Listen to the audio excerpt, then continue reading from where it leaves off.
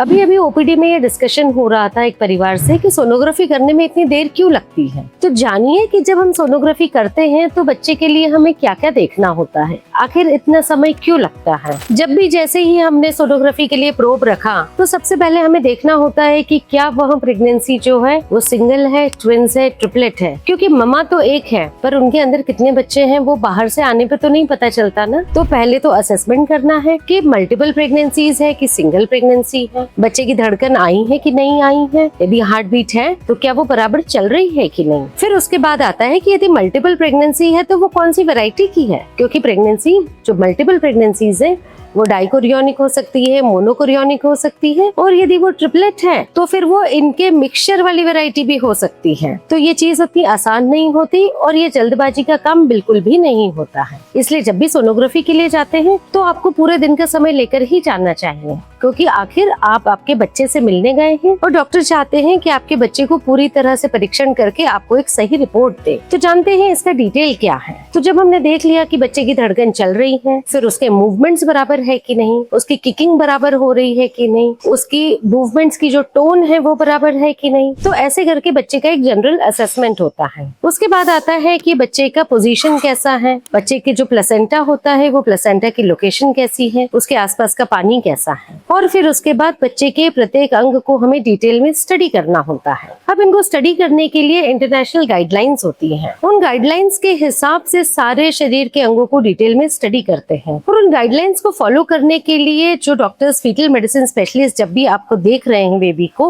वो गाइडलाइंस को ही फॉलो करके देखेंगे ताकि बच्चे में कोई जन्मजात विकृति मिस न हो। क्योंकि हम चाहते हैं जो भी प्रेगनेंसी हमारे साथ है और जो भी बच्चा इस दुनिया में आए वो पूरी तरह से स्वस्थ हो। और बच्चा पूरा 9 महीने में तैयार नहीं होता है। हर प्रेगनेंसी के स्टेज पर अलग अलग डेवलपमेंट्स होती है, तो हर स्कैन करने के टाइम पे हमें उस बच्चे में नई नई चीजें देखनी है, तो जाहिर सी बात है समय तो लगेगा ही। अब जब गाइडलाइंस को फॉलो करते हैं तो उसमें पर्टिकुलरली दिया होता है कि किस पोजीशन में कौन सा स्ट्रक्चर कैसे देखना है। अब बच्चे जो रहते हैं अंदर घूमते रहते हैं, वो स्टेशनरी नहीं रहते कि ठीक है हम सोनोग्राफी के लिए आए हैं और हमें देख लीजिए। बच्चा अंदर अपनी मूवमेंट करता है। अब गाइडलाइंस और प्रोटोकॉल्स के हिसाब से यदि हमें उनको परीक्षण करना है, उनकी इमेजेस लेना है, तो हमें बच्चे के हिसाब से चलना होता है। इसके लिए आपको रिपीट स्कैन्स भी करने पड़ जाते हैं। बहुत बार ऐसा होता है कि वो पर्टिकुलर इमेज नहीं मिली, शरीर का वो अंग ठीक से नहीं दिखा, तो हमें थोड़ी देर बाद उसको वापस देखना पड़ता है। बच्चे की पोजीशन बदलने के लिए रुकना पड़ता है। मानिए कि मुझे बच्चे का हार्ट देखना है और बच्चे की पीठ मेरे सामने है, तो मुझे रुकना पड़ेगा। जब बच्चा पूरी तरह से टर्न होगा, जब उसका चेस्ट मेरे सामने की तरफ आएगा, तभी मैं हार्ट को स्टडी कर सकती हूँ। मानिए मुझे बच्चे के फेस को स्टडी करना है, तो जब बच्चे का फेस मेरी तरफ होगा तभी मैं उसको ठीक से स्टडी कर पाऊंगी। और इसी तरह से हम जो जन्मजात विकृतियां होती है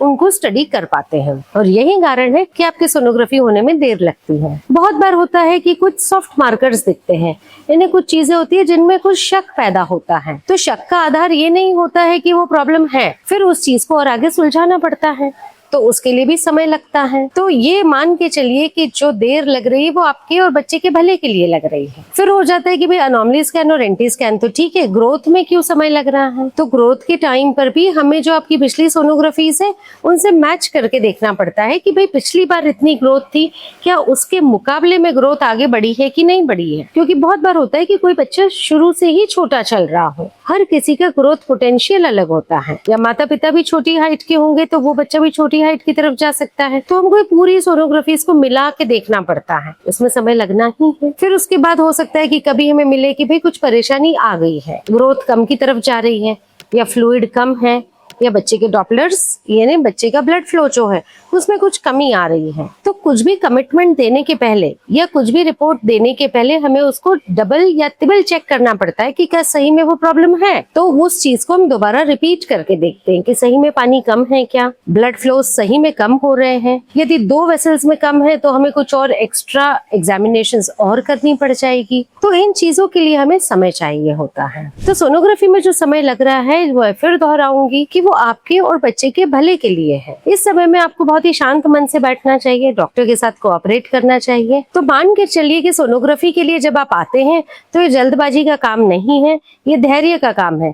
ये धैर्य आपके लिए भी और आपके करने वाले डॉक्टर के लिए भी होता है, ये आपके बच्चे के लिए है।